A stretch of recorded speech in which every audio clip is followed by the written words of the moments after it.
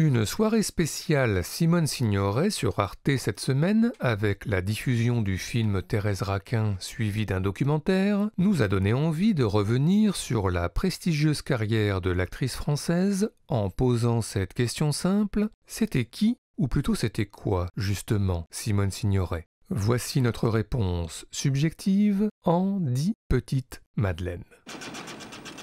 Simone Signoret, c'était tout d'abord des débuts à l'écran au milieu des années 40, avec quelques seconds rôles marquants dans des films signés Marcel Blisten ou signés Jean Sacha, mais le premier grand film de Simone Signoret vient en 1947, Dédé d'Anvers, signé Yves Allégret, son mari à la ville, soit le port d'Anvers. Simone Signoret, dans le rôle d'une prostituée travaillant au bar Le Big Moon, tenu par Bernard Blier. T'es en retard, t'as pas eu d'ennui avec la bagarre? Non, j'étais retenue. Avec un quotidien particulièrement terne, symbolisé par une relation plutôt déprimante avec son souteneur Marcel Dalliot. Tu te couches pas? Si, tout de suite. T'as pas assez pris l'air? J'ai mal à la tête. T'as toujours mal quelque part. Mais un quotidien heureusement bientôt éclairé, enflammé par Marcello Pagliero, amant italien autrement plus charismatique. Parle encore. Qu'est-ce que tu veux que je te dise? Je sais pas. Des choses. Des choses. È pericoloso dire le cose, soprattutto quelle che ho voglia di dirti io. E quelle che ho voglia di dirti sono quelle che tu hai voglia di sentire. Non te le dirò, ma le penso. È quello che mi fa paura. E tu lo sai che le penso. Capito? Compri? Non. Ça devait être vrai. Simone Signoret, c'était ensuite, au tout début des années 50, un nouveau film signé Yves Allégret et une apparition chez Max Ophuls aux côtés de Serge Reggiani. Un Serge Reggiani qu'elle retrouve, et cette fois dans un grand rôle, dans Casque d'or de Jacques Becker. Soit une guinguette à Joinville-le-Pont, Simone Signoret qui danse avec son homme, mais qui flash bientôt sur Serge Reggiani, et réciproquement. Du coup, la jalousie et l'affrontement, puis l'arrestation, puis la solitude au rythme du temps des cerises, jouée à la flûte. Alors mieux vaut revenir à l'innocence des bords de Marne, les chants des oiseaux, la sieste de Serge, les facéties de Simone, et puis le plus beau des réveils, pour la plus belle des visions floues et lumineuses à la fois, pour l'éternité.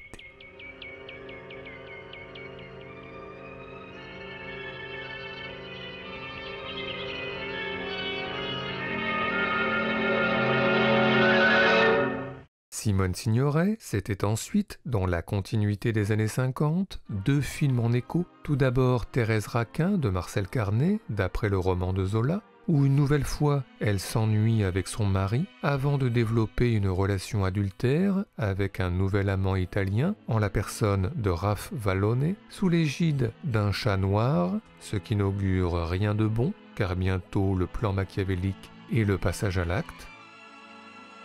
Et puis, au même moment, Les Diaboliques d'Henri-Georges Clouzot, d'après Boileau-Narcejac.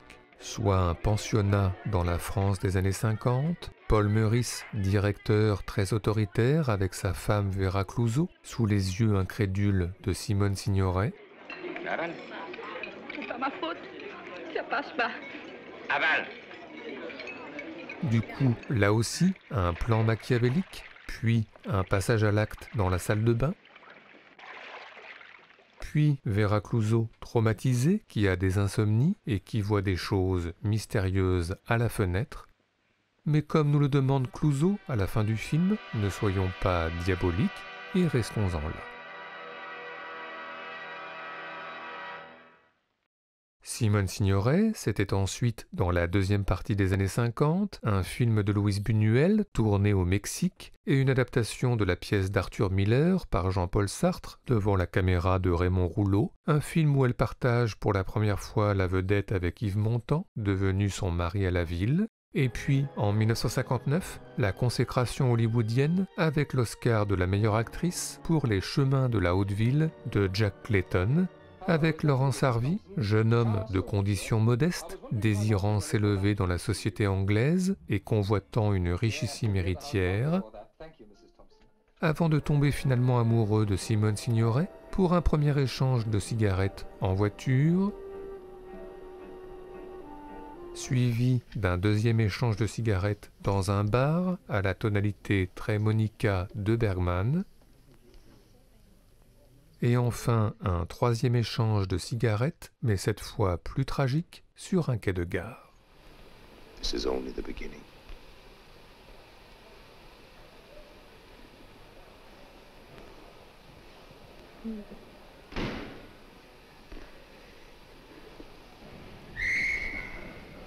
Please walk away now, darling. Walk away, don't look back. Think of me.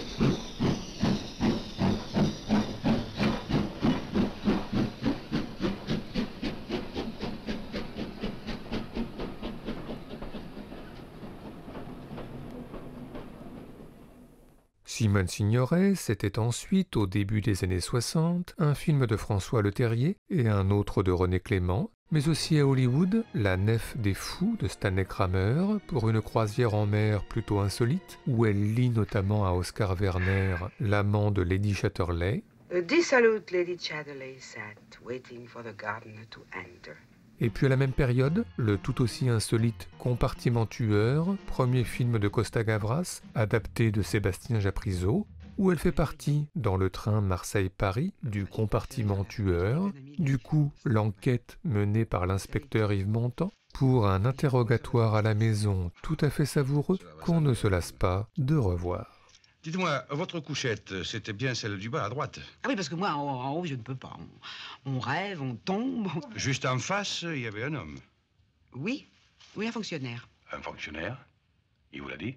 Non, mais enfin, il en avait l'air. Ah. Et c'est comment, l'air d'un fonctionnaire? L'air sérieux, un peu triste. De petits gestes, des petites mines.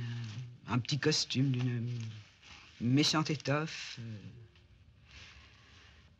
Et alors? Simone Signoret, c'était ensuite, dans la deuxième partie des années 60, une nouvelle apparition chez René Clément et un caméo dans son propre rôle chez William Klein, et puis deux films signés Sidney Lumet, La Mouette d'après Tchekhov et The Deadly Affair d'après John le Carré. Mais le grand film à cette période se déroule en France et s'intitule L'Armée des Ombres de Jean-Pierre Melville d'après Joseph Kessel. Avec Simone Signoret en haute figure de la résistance, tout d'abord présentée en voix off par Lino Ventura. Je savais déjà par le patron qu'elle était une femme remarquable. Mais elle m'étonne tout de même. Elle est faite pour commander autant que pour servir. Elle est douée de volonté, de méthode et de patience. Avant une première rencontre à Fourvière. Et votre mari? Il est au courant de vos activités? Absolument pas.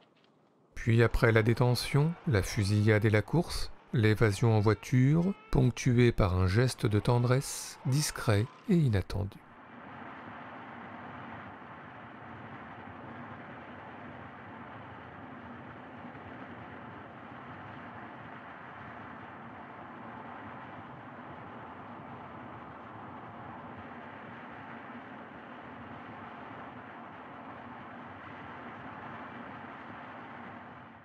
Simone Signoret, c'était ensuite en 1970 les retrouvailles avec Costa Gavras et Yves Montand pour un film controverse, L'Aveu d'après le récit d'Arthur London qui revient sur les procès de Prague avec Montand en ancien ministre tchèque, suivi,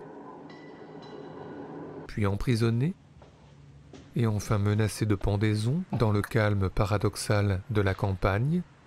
Et en parallèle, sa femme Simone Signoret, alias Liz London, perquisitionnée, puis obligée de changer de vie, avant d'entendre à la radio bouleversée les faux aveux de son mari obtenus par la force. J'avoue être coupable d'avoir fait partie intégrante depuis l'année 1948 jusqu'au jour de mon arrestation du centre de conspiration contre l'État. Je reconnais pleinement ma culpabilité dans le fait d'avoir Dis, maman, le monsieur dont on parle à la radio, c'est pas mon père, n'est-ce pas? Non, chérie, non. Je leur avais bien dit aux copains à l'école. Simone Signoret, c'était ensuite, toujours au début des années 70, 2 films de Pierre Granier de Fer, adaptés de Georges Simenon. Le premier, La Veuve Coudert, où elle croise un Alain Delon moustachu dans une ambiance bucolique. Vous allez loin? Non? De l'autre côté? Et je vous aide? Bon, je veux bien. Et puis surtout Le Chat, trauma de toute une génération de téléspectateurs au début des années 80. Soit la banlieue de Courbevoie en travaux sur les notes au piano de Philippe Sard. Et puis un vieux couple, Jean Gabin, Simone Signoret, qui ne se croisent plus, ne se parlent plus, ne se regardent plus. Alors les flashbacks pour expliquer, une rivière et de l'insouciance quand tout allait bien. Mais le temps qui passe, puis l'arrivée d'un chat comme un symbole, avec au départ l'enthousiasme. Clémence! Quoi? Regarde, j'ai trouvé un chat. Mais bien vite, le début de l'indifférence. Je monte. Je monte. Et enfin, le passage à l'acte irréversible.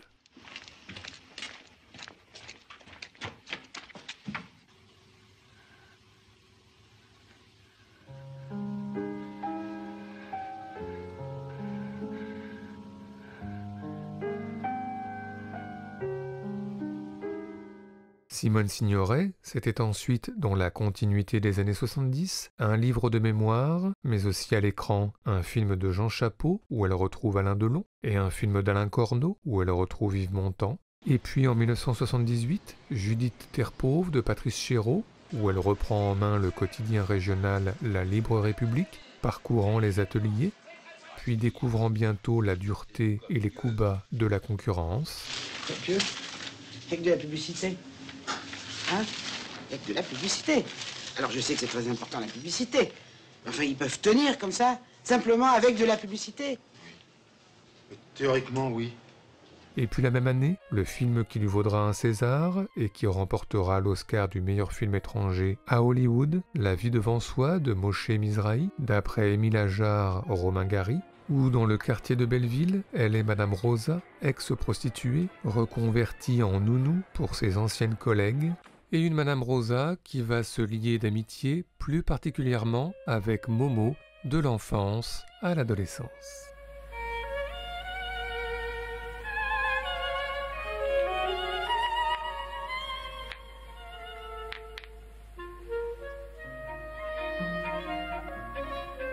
La famille, ça veut rien dire, la famille. Moi, j'en connais des familles. Ils partent en vacances en abandonnant leur chien. Ils l'attachent à un arbre. Tu sais combien il y a de chiens par an qui meurent de chagrin parce qu'on les a abandonnés tout seuls?